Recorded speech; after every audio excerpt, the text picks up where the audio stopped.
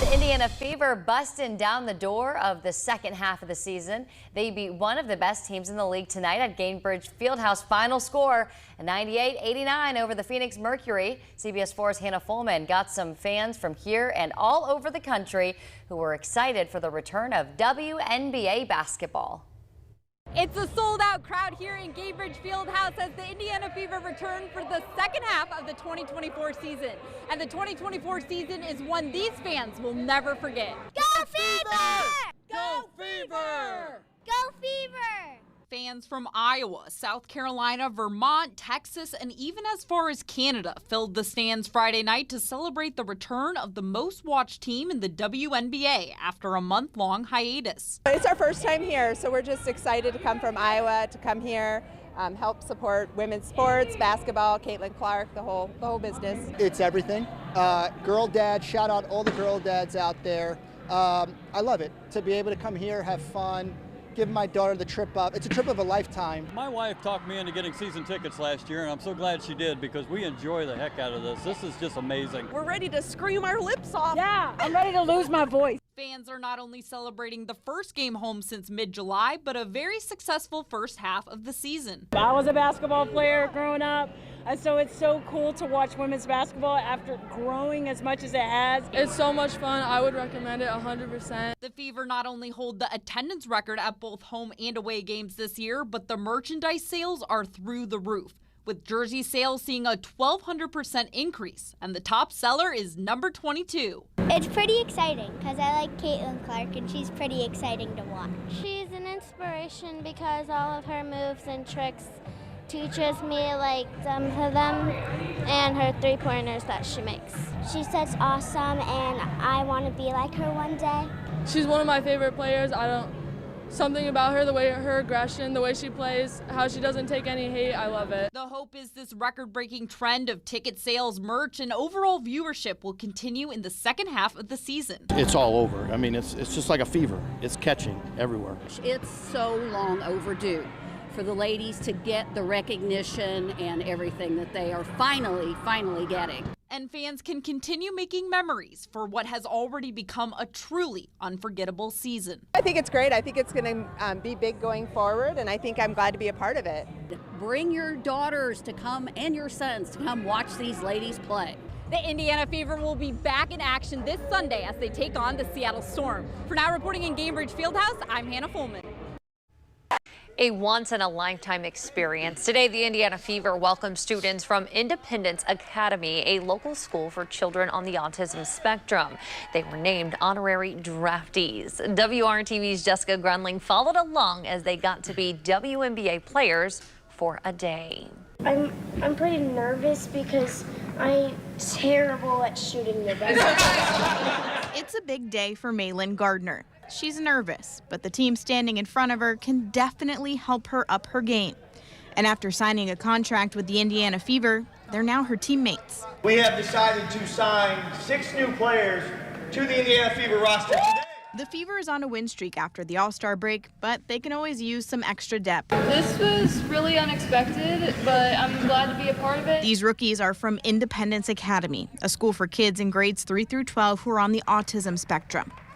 The questions at their introductory press conference came from their new friends with the Fever. How does it feel to be a Fever player? I'm glad to be a part of it, and better yet, I'm even gladder that I got to do this with my sister. It is such a blessing to be a part of this team. Reagan Rucker gets to experience this with her dad. She's been waiting for this, waiting and waiting, so this is an awesome day for her. The girls put pen to paper, Make it official right here. shook hands with their new head coach, Christy Sides, and had their jersey presentation.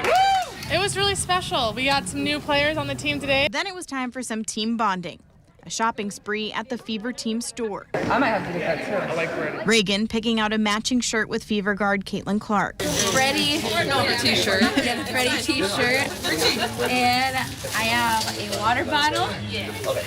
And the basketball. But her favorite moment? It would have to be when we got to meet the basketball players and when the coach was signing the paper, like when she was doing the signing on the paper, like I just said, oh my gosh, like this is such an amazing and glorious blessing to do this. And it's the memories made and the smiles on their faces that puts it all in perspective. An opportunity to take basketball to the kids and make them fans for life. Just seeing the smiles on their faces, seeing how excited they were, kind of puts it in perspective for us, what great of a platform we have, and that we get to, you know, be great influences for these little girls. What they're doing is awesome, because there's a lot of kids that won't get to see this, but the ones, for my daughter to experience it, I love it, because she's a loving kid. In Indianapolis, Jessica Grunling, WRTV.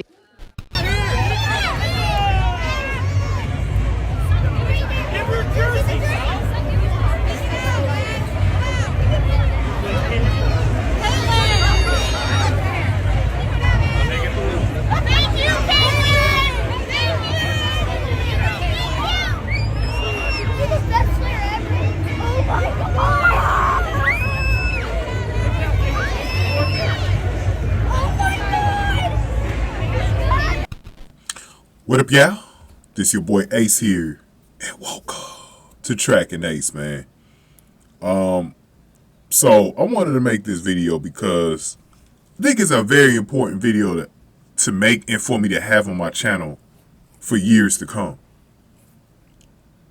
I think it's a very important video. It's definitely one of the most important videos I've done so far since I've been covering Caitlin Clark in the WNBA.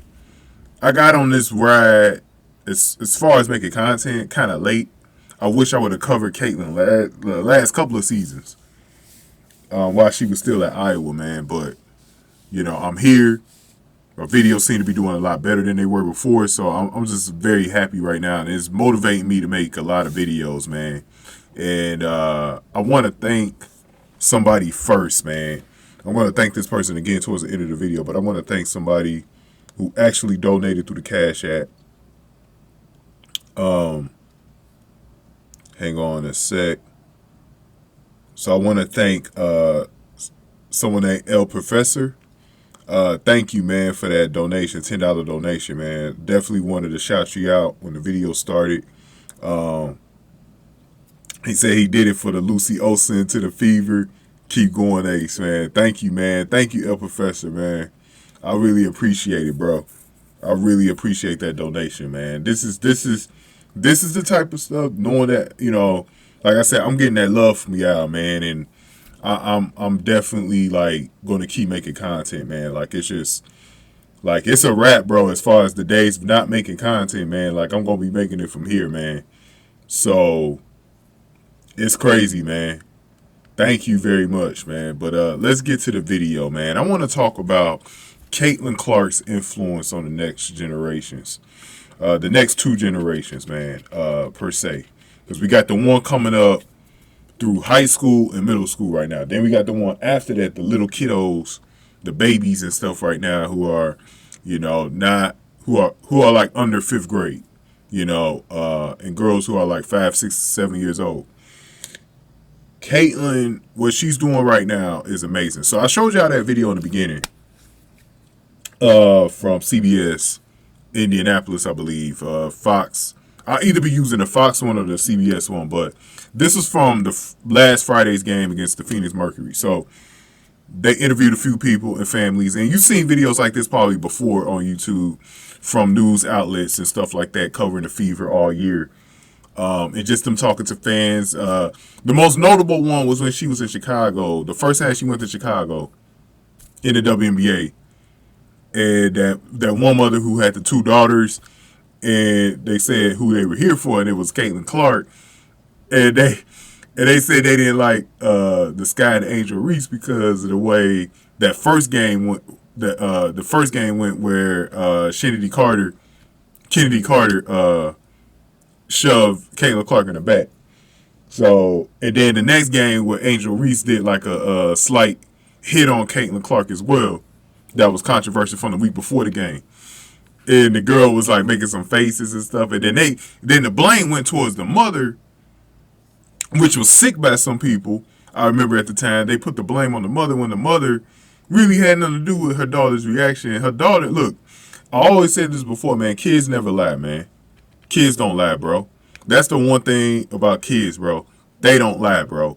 And when they really mean something, they really mean something. Like, that was her daughter's straight reaction. Like, kids have that just honest fucking reaction to stuff, man. And that was her daughter, a real Caitlin Clark fan, man. Let her be. Let her be, man. It ain't like the mother, like, y'all thinking like the mother, like, brainwashed them into liking Caitlin Clark. No, they just probably saw their mother watching Caitlin Clark one day, got into it, started watching the games with her. That's probably how it went, man. That's how I got into sports. My father used to watch sports all the time, man. So that's how I slowly got into it, was just, watching the games with him.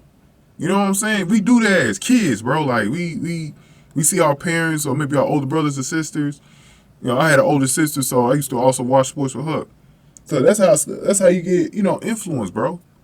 That's how you get influence, bro. So I didn't get that why people was hating, man.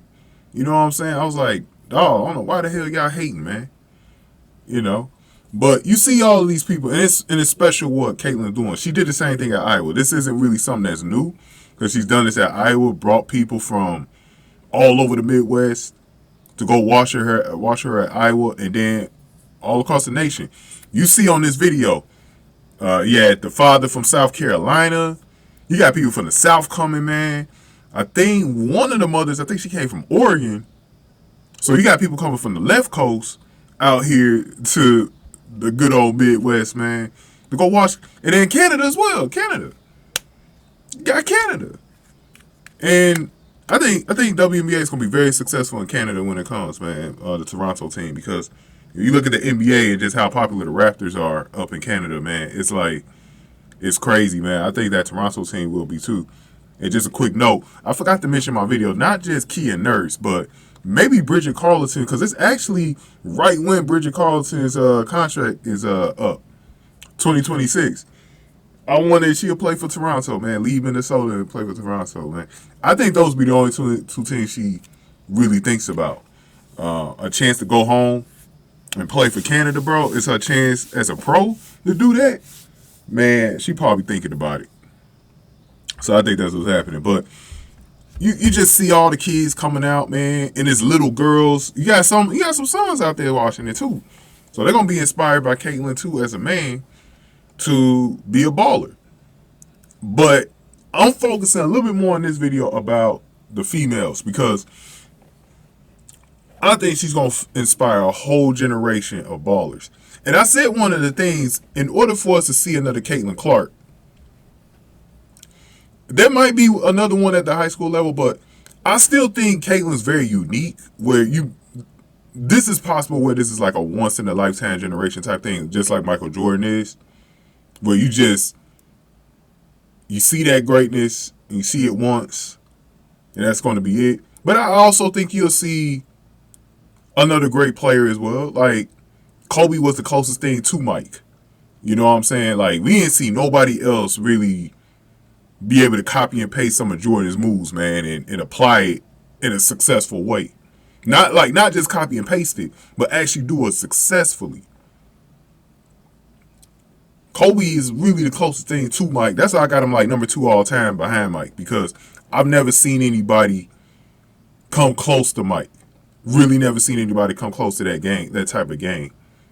And I remember Jordan was like, that's probably the one player that could have beat me in the prime of my career when I was winning championships. Like, he was saying like Kobe was probably the one player that could have did it, because he got all my moves. He was joking about it. He's like, he got all my moves, man. But yeah, I just like players like that. Like, it's just once in a generation.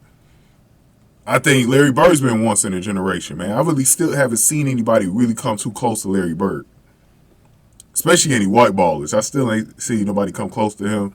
John Stockton, Steve Nash, white players like that, Dirk Nowitzki.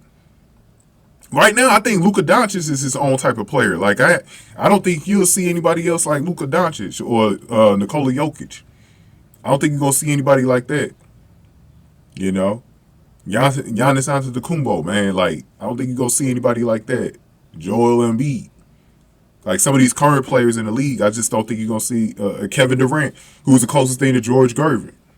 Like, you just not going to see these examples. And I would say the closest to Magic will be LeBron. LeBron's more, I never put him in that MJ or Kobe category because he's more like Magic, bro. And Oscar Robertson, like, you know, he's more of that.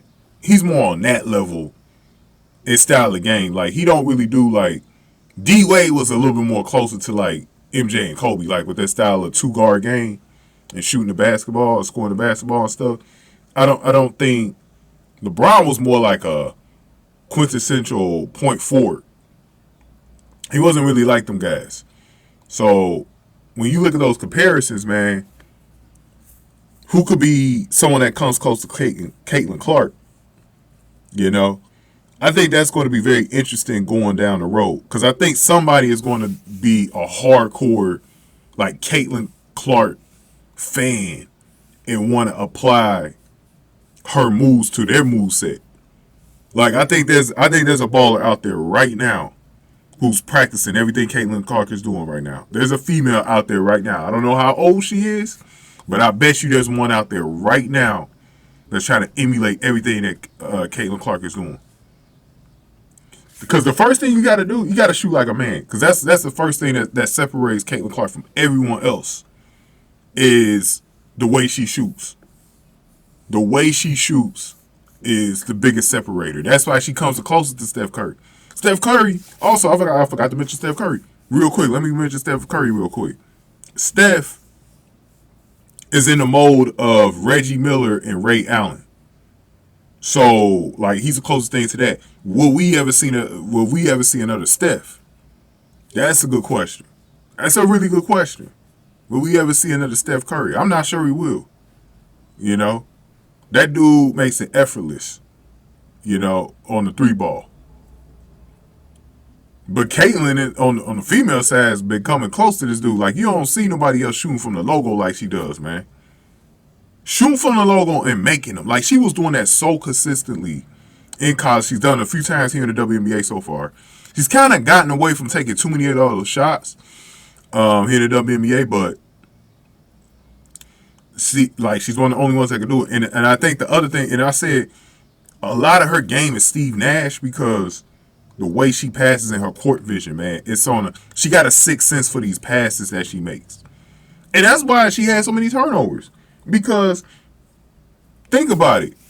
You're playing with girls who are not used to catching those passes, bro. Those types of passes. Like, it's with Caitlin Clark, she got a sixth sense for this thing. So it's a quick read and react type of thing. I think she got it, like, in the back of her head where she's going to go, where the ball needs to be on this particular possession, and where you need to be on the floor. This is why Lexie Hull's been playing better lately, because she knows where to be when Caitlin Clark gives her the ball. And some of the other girls, too, like, even Kelsey Mitchell, as good as she was struggling catching the ball from Caitlin. You know?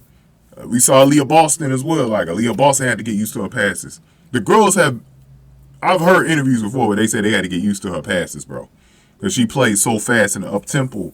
And that's why the Indiana Fever already did the video about her player becoming a problem in the league for other teams defending it. And her quick style of play is something that the league really never seen before. Like, you could tell the WNBA has never been like this before, where they got somebody passing like this. Like, I'm telling you, like, when I was watching the pass, I was like, is this Tom Brady or Patrick Mahomes? Or since we in Indiana, Peyton Manning? Like, like, what is this, bro? I mean, she throwing that thing fast and hard, too, like a Brett Favre, bro. There was stories about Brett Favre breaking people hands and shit because he was throwing so damn hard. Or maybe not breaking it per se, but, like, you know, making it where, you know, someone might have sprained it or whatever. Sprained their hand from that shit. Like, that's crazy. Because some players still weren't wearing gloves back when Brett Favre was passing the ball and shit. You know, so just think about it. You probably had to have some extra padding in your glove, man. But this girl, like, it's just, and I'm so glad with Caitlin that she never went away from those type of passes. Because you already know Chrissy Sass was getting to her, like, stop throwing these damn passes. you know how Chrissy Sass is, bro. I can't even do her raspy voice right now, man. Stop throwing those damn passes, man. Chrissy Sass was snapping on Caitlin about that shit, man. Because it was turning the ball over. But it's crazy though, like just her sixth sense on the court is second to none. Like you just don't see this. It's not normal. Like it's not something that you see very often. So you had to give it to Caitlin Clark for being able to do this and being able to really having her passes like that on crisp, on standard like that, and be able to make these passes, bro. It's freaking amazing. It's amazing. She's literally like a magician out there on the court. She be making some no-look pass. Like, she be acting like Jason Williams. Y'all remember Jason Williams' White Chocolate, bro? When he was playing with the Sacramento Kings, bro? Bro, that white boy, bro, he was on some John Havlicek. No, not John Havlicek. Pistol Pete Maravich type stuff with his passes, bro. This dude was doing and one mixtape style pass like he was Professor. Grayson, what's his name? Grayson, what was his name? Grayson, Allen, I think? No, that's the dude from the Suns. Grayson something though. I forgot his last name, but I was like, she out here doing passes like that, man. I'm like, and one mixtaping and shit. You know, like that girl, man, she got such a large skill set, bro. And somebody said it. And this is why when people make fun of her defense, bro, I'll be shaking my head like, oh my God, do you watch people play defense, bro? Do you really watch people play defense? Now, I ain't gonna lie, like she has gotten burnt a few times this year, but I'm talking about this girl had that block that y'all saw. I'm gonna make sure I play this in the beginning of the video. That block and her reaction to it was one of the funniest things in the world. It's the funniest thing since when I saw Kelsey Plum eating popcorn at the Final Four earlier this year. And by the way, happy birthday to Kelsey Plum. She turned 30. She turns 30 on Saturday. Shout out to my Virgos, man. Gabby Williams, Lexie Hull, and her twin sister. Shout out to the Virgos, man. I'm a Virgo myself, so shout out to my fellow Virgos out there, man. And if you got a birthday coming up, happy birthday to y'all, man. But happy 30th to Kelsey Plum. But yeah, man, like these passes, man, it's unbelievable when you actually see them. I think that's the most thing that amazes me with Caitlin more than her shots now. It's just her passes and how quick she plays, bro. She plays fast, bro. And ever since this break, like she got this hip in her step because she got enough rest during the break. She coming back energized. And she's even faster than she was before, bro. Like, it's kind of scary to think about these teams that got to defend that. That shit is really actually scary, man. When you actually sit back and you think about it. Like, damn, like, who could keep up with this, bro? Like, on some real chop. Who could really keep up with this stuff, man? But she is special. And I want to focus the last part of this video talking about the next generation. So, right now in college, girls are usually pretty established by this point. And so, with their game, I mean, they're still going to elevate, but like their play style is pretty much cemented. So, I don't think you're going to see anybody on the way in the next 3 or 4 years. But what I think you're going to see is girls from the high school level on down. Girls in AAU, stuff like that, those levels. I think you're going to see a breed of girls, man, trying to emulate their game after Caitlin Clark, bro. And her influence on the future of women's basketball is going to be very positive, man. This sport is in a better spot because of Caitlin, bro. It's in such a better spot because of Caitlin, man. And that's not to knock on the players from before. You know, the other players before, even Sabrina Ionescu, what she brought to the game. Kelsey Plum, what she brought to the game. Breanna Stewart, Asia Wilson, and anybody else y'all could think of out there, man. Even Angel Reese. But anybody who's an influencer in the game, Diana Taurasi. The game is in such a better spot with Caitlin, though, because now you're going to have several little girls out there that are going to want to be like Caitlin Clark, man. And we're going to see this play style continue, but on a larger scale. Like, I think in the next 10, 20 years, you're going to see a bunch of little Caitlin Clarks out there trying to emulate her game. You know what I mean? Trying to shoot from the logo, practicing shooting from the logo, doing the Steph Curry, passing like she does, no look passes and shit. Like, you're gonna see a generation like we saw with MJ. Kobe was right there. Kobe was right there. It's not gonna take too long because there's gonna be some girls that's in like just like Kobe was when he came into the league. Allen Iverson was even someone that said a lot of his game was influenced off of Michael Jordan. So like, we're gonna get that next generation. You know, LeBron and everything like that. D Wade. When we saw those guys coming up, they emulated their game after Michael Jordan. And then you got some dudes that emulate their game after Kobe and Iverson.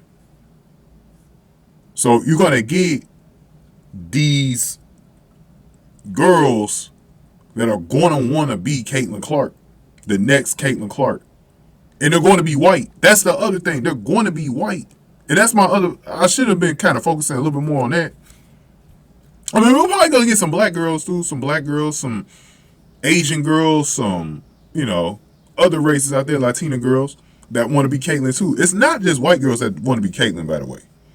But what makes Caitlin that makes her a little bit more special is that she is white. She is Caucasian.